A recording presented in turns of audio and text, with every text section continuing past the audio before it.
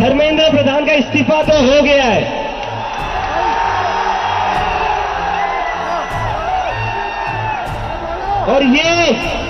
और ये इस्तीफा गवाह इस बात का, अगर आप लोग डरेंगे नहीं, अगर आप लोग इस सरकार के सामने झुकेंगे नहीं, तो अच्छे छोटे इस्तीफे ले सकते हैं हम।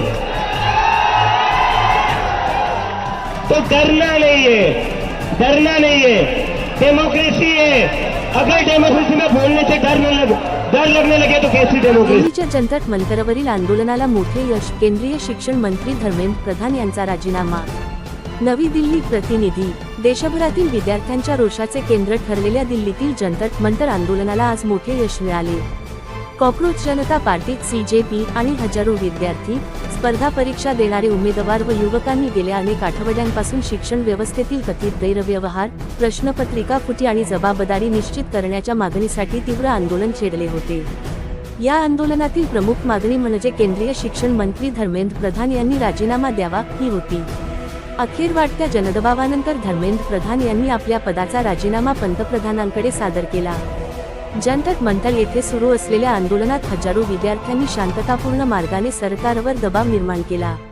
आंदोलनकर्त्यांनी परीक्षा प्रक्रियेत पारदर्शकता, विद्यार्थ्यांना न्याय तसेच शिक्षण व्यवस्थेत व्यापक सुधारणा करण्याची मागणी सातत्याने लावून धरली। अनेक फेऱ्यांच्या चर्चेनंतर सरकारने काही महत्त्वाच्या मागण्या मान्य करण्याची तयारी दर्शवली आणि त्यानंतर धर्मेंद्र प्रधान यांच्या राजीनाम्याची घोषणा झाली।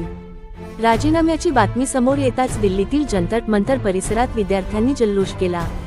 अनेकांनी हा लोकशाहीचा विजय असल्याचे म्हटले, तर आंदोलनकर्त्यांनी हा संघर्ष विद्यार्थ्यांच्या एकजुटीचा परिणाम असल्याचे सांगितले।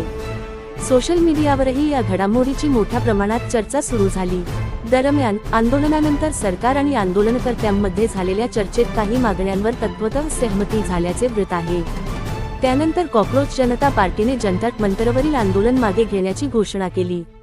या राजीनाम्यामुळे देशाच्या शिक्षण व्यवस्थेत आवश्यक सुधारणा होतील का, विद्यार्थ्यांचा विश्वास पुन्हा प्रस्थापित होईल का आणि परीक्षा प्रक्रियेत अधिक पारदर्शकता येईल का, याकडे आता संपूर्ण देशाचे लक्ष लागले आहे। SL9 मराठी न्यूज, जनतेचा आवाज, सत्याची साथ।